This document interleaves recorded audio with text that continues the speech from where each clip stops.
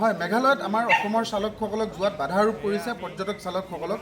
দীৰ্ঘদিনে অল খাচী Meghalaya tourist taxi ইউনিয়নে তেওঁলোকে আমাৰ অসমৰ চালকসকলক পৰ্যটনস্থলীলৈ যোৱাত বাধা আৰোপ কৰি আহিছে।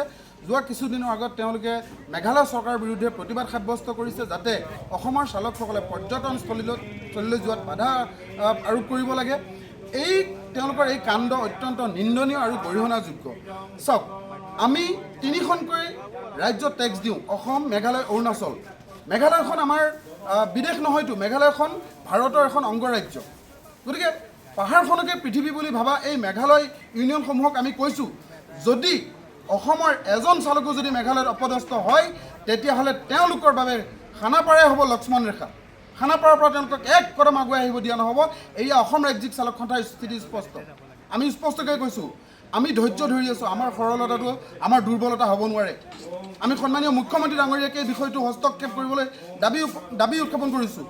বিভিন্ন সময়ত মুখ্যমন্ত্ৰী ডাঙৰীয়াই কয় যে আমি ভাতৃত্বসুলভভাৱে চলিব লাগে। আমি এটা ভাতৃত্ব আচৰণে মেঘালয়ৰ চালকসকলক আমি ব্যৱহাৰ কৰোঁ। সদায় আমি সংযত হৈ তেওঁলোকৰ লগত মাত কথা মাতোঁ। তাৰ পাছতো প্ৰত্যেকটো বাৰতে মেঘালয় আক্ৰমণ কৰি ল'ব, বিভিন্ন সময়ত আমাক মানসিকভাৱে, বিভিন্ন সময়ত আমাক শাৰীৰিকভাৱে নিৰ্যাতন চলাব। আমি অতিষ্ঠ হৈ পৰিছোঁ। গতিকে স্থিতি স্পষ্ট। অসম ৰাজ্যিক চালক সন্থা আৰু আমাৰ টেক্সি লাইনৰ যিবোৰ ইউনিয়ন আছে, সমূহ ইউনিয়ন একগোট হৈ ঐক্যবদ্ধ হৈ অহাকালিৰ পৰা আমি প্ৰতিবাদ সাব্যস্ত কৰিম। এখনো গাড়ী অসমৰ মাটিত সোমাবলৈ দিয়া নহ'ব বাণিজ্যিক বাহন।